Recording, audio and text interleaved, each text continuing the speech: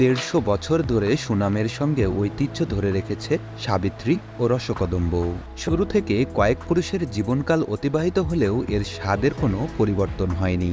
দেশ ছাড়িয়ে এ মিষ্টির সুনাম ছাড়িয়েছে বিদেশেও।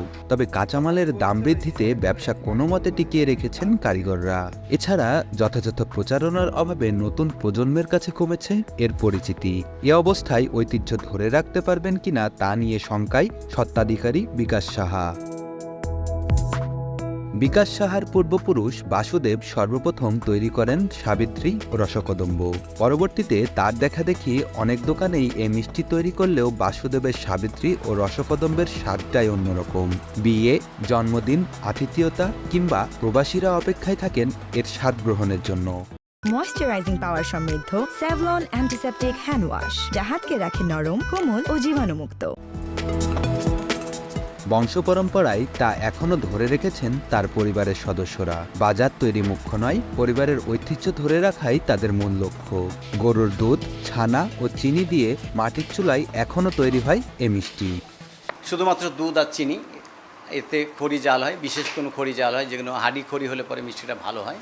তাছাড়া এতে আর কোনো কিছুই ব্যবহার করা হয় না, কোনো কেমিক্যাল না, কোনো জাতীয় আটা ময়দা কিছুই ব্যবহার করে না, শুধুমাত্র চিনি আর দুধই ব্যবহার করা হয়। এই মিষ্টিটা আমরা চাই যে প্রত্যেকদিন যেটা তৈরি হবে যাতে প্রত্যেকদিনই সেল হয়, যাতে আমরা 3 ভাই মিলে তৈরি করতে পারি, 30 কেজি 32 কেজি মিষ্টির মতো তৈরি করতে পারি।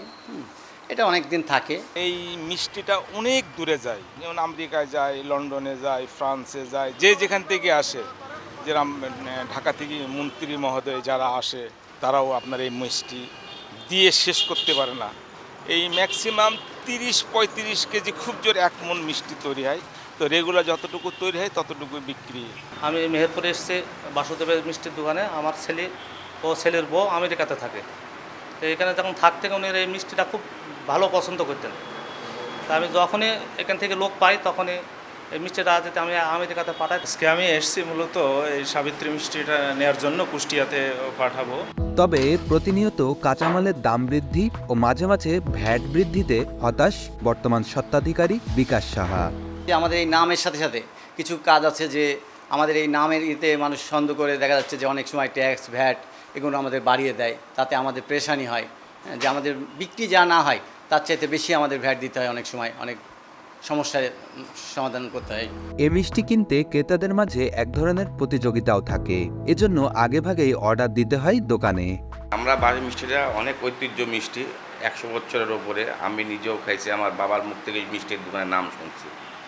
তো আমরা সেই থেকে মিষ্টি এখান থেকেই নিই। আর মিষ্টি এখন থেকে 20 বছর আগেও যেরকম স্বাদ, ঠিক সেরকম এখনও আমি নিজে বাসায় খাই এবং আমার যত কাজিন আছে, বাইরের মেহমান যত মিষ্টি আমরা এখান থেকেই নিয়ে যাই। জানা যায় 150 বছর আগে মেহেরপুরের বাসুদেব সাহা নামে এক ব্যক্তি সর্বপ্রথম সাবিত্রী ও রসকদম্ব মিষ্টি তৈরি করেছিলেন। সেই থেকে এর ঐতিহ্য ধরে রেখেছেন তার উত্তরাধিকারীরা।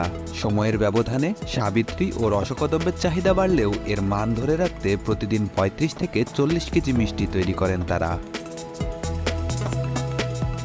বেনিয়ামিন, সময় সংবাদ, মেহেরপুর।